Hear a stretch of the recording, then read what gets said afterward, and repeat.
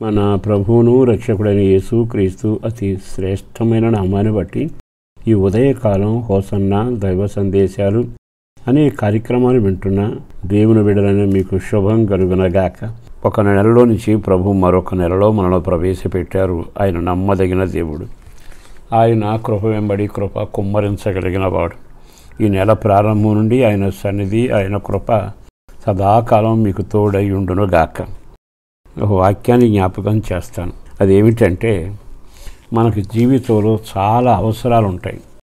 అవసరాలు కొన్నిసార్లు డబ్బుల వల్ల తీరతాయి, వ్యక్తుల వల్ల తీరతాయి. కొన్నిసార్లు మన అవసరాలు ఎవరి వల్ల తీరకుండా మిగిలిపోతాయి. అప్పుడు జీవితంలో వ్యధ చెందుతాం, బాధపడతాం. అయ్యో, నా అవసరం తీర్చబడటం లేదే అని. మనం ఎన్ని ప్రయత్నాలు చేసినా కొదువుగానే మిగులుతుంది, అవసరం తీరకుండానే ఉంటుంది. కానీ ఇట్లా కొదువులు తీర్చగలిగిన ఒక ఆయన ఉన్నాడు కదా, ఆయనే మనం ఆరాధన చేస్తున్న యేసు. నేను మీకు చెప్పే సలహా ఏమిటంటే, దేవుని వాక్యాన్ని వినండి, వాక్యానుసారంగా నడవండి, అద్భుతం మీరు చూస్తారు. అపోస్తలుడైన పౌలు ఫిలిప్పీ సంఘానికి రాసిన పత్రికలోని 4వ అధ్యాయం 19వ వాక్యంలో ఇలాగున రాయబడి ఉంది. ఏమని రాయబడిందంటే, క్రీస్తు యేసునందు మహిమలో మీ ప్రతి అవసరము తీర్చను. మహిమలో మీ ప్రతి అవసరం తీర్చను. ఇక్కడ చక్కని వాగ్దానం చేస్తున్నాడుగా. మన జీవితంలో అన్ని అవసరాలేగా. ఆహారం అవసరం, ఆరోగ్యం అవసరం, ఉద్యోగం అవసరం, పిల్లల భవిష్యత్తు అవసరం, వివాహం అవసరం, నివాసం అవసరం. ప్రతిరోజు అవసరాలతోనే కొనసాగుతున్నాగా.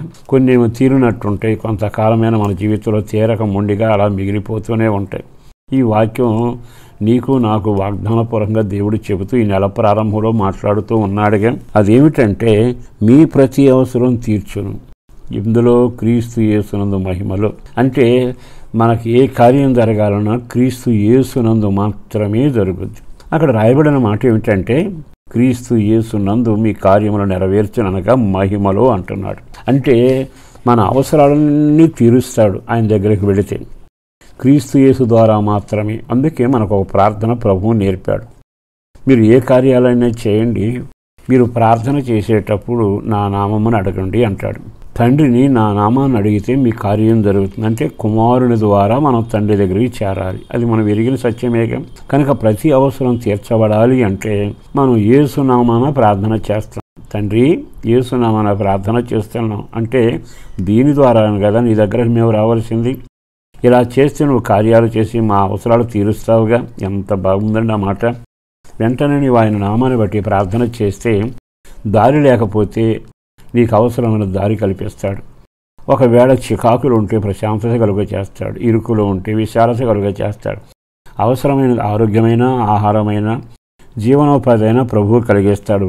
మహిమలో అంటున్నాడు. అంటే మన అవసరాలను తీర్చేటప్పుడు ఆయన మహిమగలిగిన కార్యాలు చేస్తారట. మన అవసరం ఆశ్చర్యంగా తీరుతుంది. అది దేవునికి మహిమ కలుగుతుంది. మహిమలో మన అవసరం తీర్చబడుతుంది. ఓసారి ఆహారం లేక ప్రజలందరూ ప్రభువుని వేడుకొన్నారు. ఏమైంది? ఆయన దేవుని దోసలు తిని ఆహారాన్ని కుమ్మరించాడు. ఆ మహిమలో ఆ కార్యం చూసి జనులంతా ఆశ్చర్యపడి, భూమి మీద చాలామంది ఉన్నారు, కానీ ఇశ్రాయేలులను దేవుని బిడ్డలేగా ఆరాధిస్తూ వచ్చారు. ఆయన మహిమ కలిగే కార్యాలు చేస్తాడు. మహిమలో మన అవసరమన్నీ తీరుస్తాడు. మహిమ లేకుండా ఆ కార్యాలు జరగవు. మరో మాట చెప్పనా, మనం పింగాణి గాజు సామాన్లు కొనుక్కుంటాం, కానీ వాడు మన దగ్గరికి పంపేటప్పుడు పార్సిల్లో గాజు సామాన్లు పంపడానికి దాని చుట్టూ ఎంత కావలసిన సామాగ్రిని భద్రం చేసి గ్లాసు పగలకుండా తీసుకొస్తారు. ఇది భద్రత కొరకు.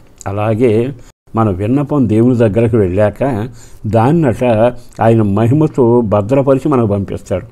అంటే ఆ కార్యం వలన మహిమ జరుగుతుంది. ఎర్ర సముద్రం పాయలైతే మహిమ జరిగింది, బండలో నీరు వస్తే మహిమ కలిగింది. అలాగే జీవితంలో ఆ మన్నా కురిసింది, మహిమ కలిగింది. ప్రతి దానిలో కూడా మహిమలోని అవసరం తీర్చబడుతుంది. ఆయన మహదైశ్వర్యవంతుడు, ఆయన సర్వ సమృద్ధి కలిగిన వాడు. కనుక ఈ శుభవేళకు సేవకుడిగా చెబుతున్నా, ఈరోజు ఈ వాక్యాన్ని విశ్వసించండి. మీ ప్రతి అవసరం తీర్చబడం. మీరు నోటితో ఆ మాట చెప్పండి, మీ పిల్లలతో ఆ మాట చెప్పండి, మీ పొరుగు వాళ్ళతో ఆ మాట పలకండి. నెల ప్రారంభంలో ఈ వాక్కును పలకండి. దేవుడు దాన్ని ఘనపరుస్తాడు, స్థిరపరుస్తాడు, నీకు మేలు జరిగిస్తాడు. కనుక మీ అవసరం ప్రతిదీ తీర్చబడును గాక. నేను సేవకుడిగా పలుకుతున్నాను. మీ నెలంతట్లో మీ అవసరాలన్నీ అద్భుతంగా దేవుడు తీరుస్తారు. మహిమగలిగిన జీవితం మీరు జీవిస్తూ దేవుని మహిమకరంగా క్రీస్తు యేసులో సాగండి. పరిశుద్ధులను ప్రేమాముడైన ప్రభు వందనాలయ. అపారమైన ఈ ప్రేమ కొరకు ధన్యవాదాలు. నెల ప్రారంభాన్ని బట్టి వందనాలు. ఈ నెలంతట్లో ప్రతి అవసరం ప్రతి వారికి తీర్చబడాలయ. అది క్రీస్తు యేసు ద్వారా మాత్రమే, అందుకు వందనాలు. బిడ్డలందరూ అవసరాలు తీర్చండి. చదువులైనా, ఉద్యోగమైనా, ఆహారమైన, ఆరోగ్యమైన, రక్షణ అయినా, చేతి పనైనా, కూలి పనైనా, వ్యాపార వ్యవసాయాలైనా, ఆధ్యాత్మిక ఎదుగుదలైనా, విడిపోయిన కాపురాలు కట్టబడమైనా, సంతానం లేని వారికి సంతానం కలగడమైనా, అన్నిటికంటే పాపి పరిశుద్ధులుగా మార్చడం, కృపచేత నింపబడడం, ప్రార్థనాత్మచేత నింపబడడం, ఈ కార్యాలు మీరు చేసి మీరు మహిమ పొందుతూ వాళ్ళకి కావలసినవన్నీ సమకూర్చి తప్పనిసరిగా వాళ్ళ అవసరాలు తీర్చి మహిమ పొందుమని యేసు పేరట వేడుచున్నాము తండ్రి. ఆమేన్.